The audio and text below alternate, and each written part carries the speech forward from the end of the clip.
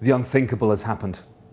A member of the royal family, that previously venerated and unimpeachable institution, is a wrong-un. Prince Andrew is a national embarrassment. He settled his sexual abuse case out of court, denying any wrongdoing and accepting no liability whatsoever, but joining an illustrious cast that includes Michael Jackson, R. Kelly, and Harvey Weinstein. But this isn't the first time that Randy Andy's landed himself in hot water, let me tell you. But before I do, don't go complaining that I haven't included a load of other stuff about the royal family. I just don't have the time. Let's start with the biggie.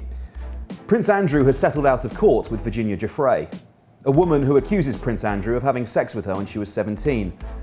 She was trafficked by the world's most notorious paedophile, who just so happens to be Andy's mate, Jeffrey Epstein. Prince Andrew denies all of this. In fact, he denies meeting Giuffre at all. So, he's paid out £12 million to a woman he claims he's never met, ostensibly for no reason at all. I've never met Prince Andrew. Where's my money? Then, the elephant in the room. A member of the British royal family, apparently one of the most esteemed institutions in our country, palling around with world-famous paedophile Jeffrey Epstein, after he was convicted of paedophilia.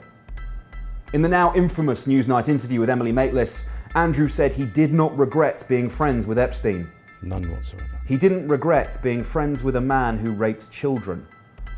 I regret my decision to wear white jeans as a teenager. I'm pretty sure I'd regret being mates with a sex offender. He also made the, frankly, insane decision to claim that he was at Pizza Express in Woking on the date that Giuffre says she met him, and that her testimony that he was perspiring profusely while dancing with her was bullshit, because he left his sweat glands in the Falklands.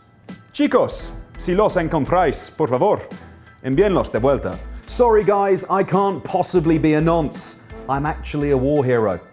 And he stayed at Epstein's mansion after the sex offence's conviction in 2010. Do you know where else would be a convenient place to stay? Prison. This is just one of a number of questionable friendships that Prince Andrew has had. In 2011, an MP questioned the prince's appropriateness to be a trade envoy, citing his friendship with Saif al-Islam Gaddafi. If that name sounds familiar, it's because it is. His dad was Colonel Gaddafi, who Prince Andrew also had lunch with, and he abused his position as trade envoy, landing the British taxpayer with a hefty bill for luxury hotel stays and private helicopter trips. Sound familiar? At Princess Eugenie's wedding, it was a close-knit affair, friends and family, the nearest and dearest, and that's why convicted Libyan gun smuggler Tariq Kaitouni was in attendance. It's bad enough he called his daughter Eugenie. He then invited a man who claimed to help free the Lockerbie bomber to her wedding. This appetite for weird mates has led to a hell of a lot of work for Andrew. Selling guns.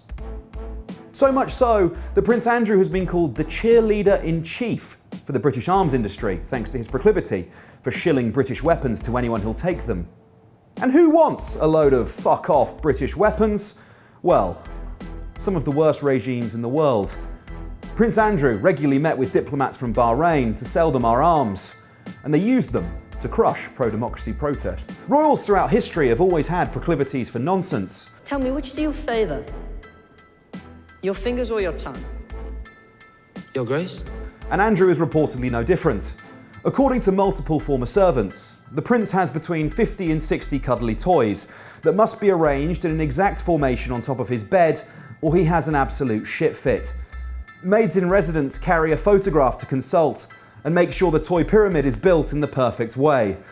What an absolute fucking weirdo.